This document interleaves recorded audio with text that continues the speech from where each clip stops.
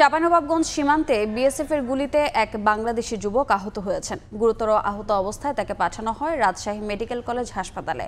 তার বুকের এক অংশে গুলি লেগেছে জানিয়েছেন চিকিৎসকরা। এদিকে ভারতের বেঙ্গালুরুতে ২৮ বছর বয়সী এক বাংলাদেশি নারীকে ধর্ষণের পর হত্যার ঘটনার কথা জানিয়েছে দেশটির পুলিশ। এই ঘটনার প্রতিবাদে বিকেলে ঢাকা বিশ্ববিদ্যালয়ে বিক্ষোভ সমাবেশ করবে বৈষম্য বিরোধী ছাত্র আন্দোলন।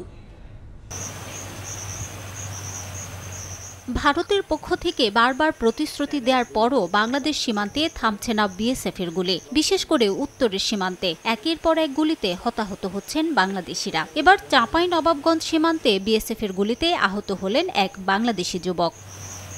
বিজিবি জানায়, গত রাতে ৩:৩০টার দিকে শিবগঞ্জে তেলকুপি সীমান্তে গুলির শব্দ পাওয়া যায়। এ ঘটনায় হাবিল নামে এক বাংলাদেশি গুলিবিদ্ধ হন। পরে তাকে উদ্ধার করে ভর্তি করা হয় জেলা সদর হাসপাতালে। তার বুকের এক অংশে গুলি লেগেছে। প্রাথমিক চিকিৎসা দিয়ে হাবিলকে রাজশাহী মেডিকেলে পাঠানো হয়। ওনার ডান সাইডে বুকের পিছনের অংশ থেকে একটা গানশট ইনজুরি ছিল এবং সেই জায়গাতে কিছুটা রক্ত জমেছিল এবং রক্তক্ষরণ হচ্ছিল।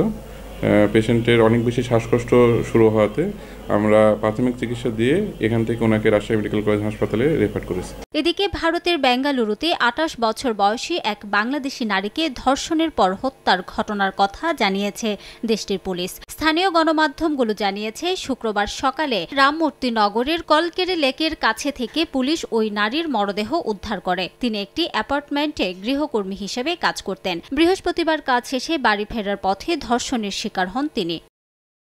পুলিশের তথ্য অনুযায়ী ভুক্তভোগী বিবাহিত ছিলেন। তার স্বামী বেঙ্গালুরু মহানগর পালিকার পরিচ্ছন্নতা কর্মী। তারা ৩ সন্তান সহ শহরের একটি এলাকায় থাকতেন। বৈধ পাসপোর্ট নিয়ে চিকিৎসার জন্য ভারতে গিয়ে বসবাস করছিলেন ভুক্তভোগীর স্বামী। আর ওই নারী গত ৬ বছর ধরে স্বামীর সঙ্গে ভারতে ছিলেন।